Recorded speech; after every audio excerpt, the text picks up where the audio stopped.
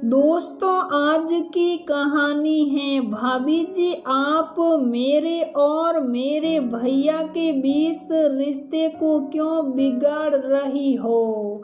दोस्तों, कहानी शुरू करने से पहले अगर आपने हमारे चैनल को सब्सक्राइब नहीं किया है तो सब्सक्राइब कर लीजिए ताकि आपके पास पहुंचे हर नया वीडियो।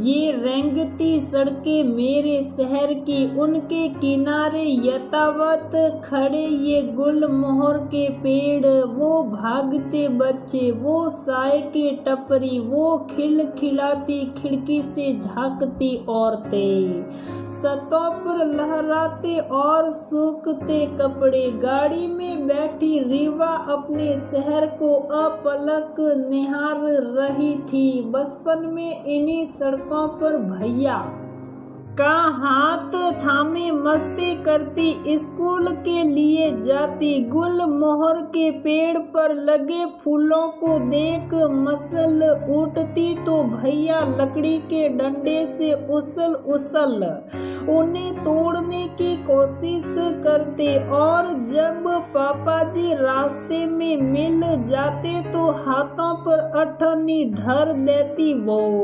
अठन्नी जैसे खजाना होता हमारे लिए। आहा, वो सुहाने दिन थे। एक गहरी सांस लेते हुए रीवा ने मुस्कुराते हुए सड़क पर आगे देखा। पूरे 10 साल बाद अपने शहर आना, देखते देखते अतीत के गलियारे में विसरने लगी। शादी के बाद विदाई का दिन याद आ गया। विदाई की सारी रस्में निभाई जा रही थी। माँ का बुरा हाल था, रो रो कर बाबूजी नहीं रहे। शायद मेरी विदाई के समय वो पीड़ा भी माँ को दोगुना दर्द दे रही थी। विदाई की रस्मों के आपाधापी के बीच मुझे भैया कहीं नहीं दिख रहे थे। मैंने सबसे पूछा तो उनकी खोज होने लगी। पता चला अपने कमरे में छुप कर रो रहे थे। आए तो हम दोनों ऐसे रोए जैसे छोटे बच्चे। पता नहीं कौन सा दर्द था। बाबूजी के ना रहने, एक दूसरे से बिछड़ने का। बहुत रोए दोनों, इतना कि सभी लोग रोने लगे। कुछ देर बाद भैया राघव के सामने हाथ जोड़ खड़े हो गए। राघव ने भैया का हाथ थाम लिया। वो पल ऐसा था कि मन हो रहा था राघव के सामने हाथ जोड़ खड़ी हो जाए और कह दे, मुझे छोड़ दे, अब इस शादी से मेरा कोई वास्ता नहीं है। माँ भाई से बिछुड़न का दर्द था ही ऐसा। विदाई हुई और मैं ससुराल चली गई। कुछ सालों तक हर महीने आती, माँ और भैया के साथ 1-2 दिन रहकर चली जाती।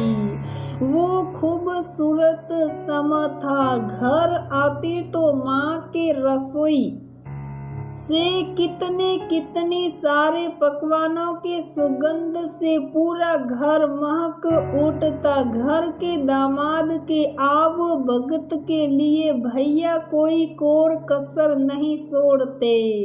रात के खाने के बाद गर्मा गर्म जलेबी और रबड़ी का स्वाद आज भी मुंह में है। कुछ सालों बाद भैया की शादी हुई। भाभी मुग्धा बहुत सुंदर बड़े घर की बेटे को हमारे घर में थोड़ी परेशानी हुई। शुरू में सब अच्छा था, लेकिन माँ के गुजरने के बाद बहुत कुछ बदल गया।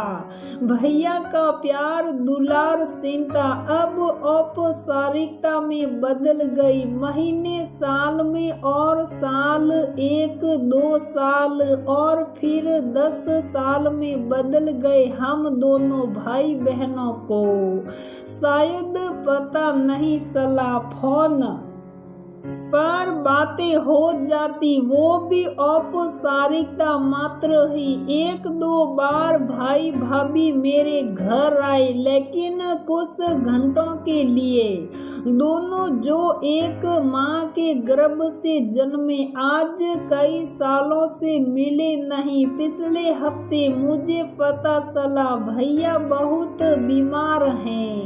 मैं बेचैन सी हो गई। तब राघव ने कहा, रीवा हमें चलना चाहिए, भैया को देखना। कहो तो 2 दिन बाद चले। राघव के शब्दों ने मुझे जैसे मूर्छा से जगा दिया। क्यों मैंने ही कोशिश नहीं की? क्यों रिश्ते को चलाने के लिए मैंने कोशिश नहीं की? मुझे तो बिना बुलाए जाना चाहिए था। क्यों? अगर भैया रिश्ता नहीं निभाना चाहते तो उसने भी तो निभाने की। ठंडे पड़े रिश्ते में गर्माहट देने की कोशिश नहीं की। सोचते हुए आंखों से निर्जर नीर बहने लगे। राघव ने रीवा को संभाला और बोल पड़े, तुमने भी तो मन में गांठ बांध ली थी ना। रीवा, तुम्हारी भाभी को तुम नहीं जानती। हो सकता है अनिरुद्ध भैया के पास कोई मजबूरी हो। तुमने भी तो जानने की कोशिश नहीं की, एक दूरी बना ली। अच्छा अब वो छोड़ो, हम तुम्हारे शहर जा रहे हैं। पूरे 10 सालों बाद तैयारी तो करो।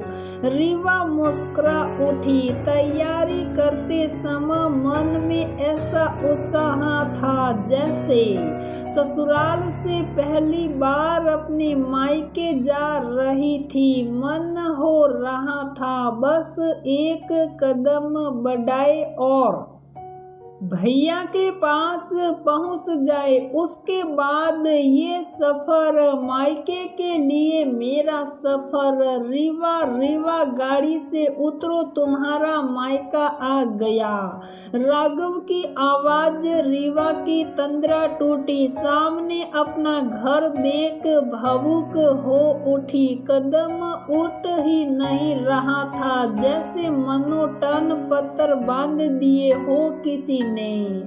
आंखों से आंसू अपने आप बहे जा रहा था। राघव ने हाथ थामा, अंदर लेकर गया। घर के बड़े आंगन में अनिरुद्ध आराम कुर्सी पर बैठे था।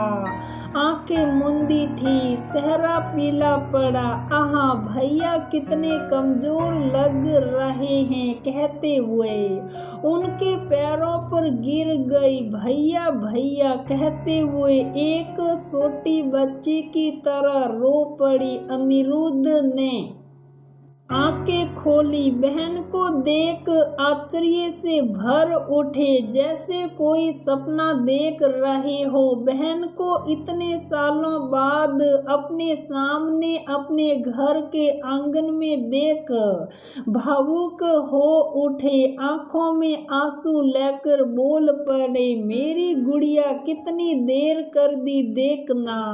तेरे भाई की क्या हालत हो गई। गलती मेरी ही थी, मैंने तुझे बुलाया ही नहीं। माँ के जाने के बाद मैं अपना फर्ज भूल गया। रीवा दोनों गले लग वैसे ही रोए जैसे विदाई के समय रोए थे। मेरी बहन मुझे माफ कर दे कहते हुए अनिरुद्ध ने हाथ जोड़ लिया बहन के सामने। राघव ने बढ़कर अनिरुद्ध के हाथ थाम लिए। भैया आप शांत हो जाइए, आपकी तबीयत ठीक नहीं। मैं वादा करता हूँ मैं इसे हमेशा आपके पास लेकर आऊँगा। हाँ भैया गलती मेरी भी तो थी। मैं भी तो देखने नहीं आई कि मेरे भैया कैसे हैं। भैया आप बस जल्दी ठीक हो जाइए कहते हुए रीवा भैया के सीने से लगी तो उनके गोद में माँ और बाबू के एहसास पाकर मुस्कुराने लगा जैसे माँ और बाबूजी कहीं गए ही नहीं, भैया के अस्तित्व में समाहित हो गए हैं। अनिरुद्ध शांत हुआ तब तक मुग्धा आ गई। उनका सारा दर्प, उनका घमंड सब कुछ गायब सा हो गया था। लगा ही नहीं ये वही भाभी हैं जिनके बातों में सिर्फ और सिर्फ घमंड ही झलकता। रीवा को देखते ही मुंह बनाने वाली भाभी ने आगे बढ़कर गले लगा लिया। पहली बार भाभी में माँ की छवि दिखाई दी थी। रीवा कितने दिनों बाद आई, मुझे माफ कर दो, तुम भाई बहन के बीच दूरी का कारण मैं थी।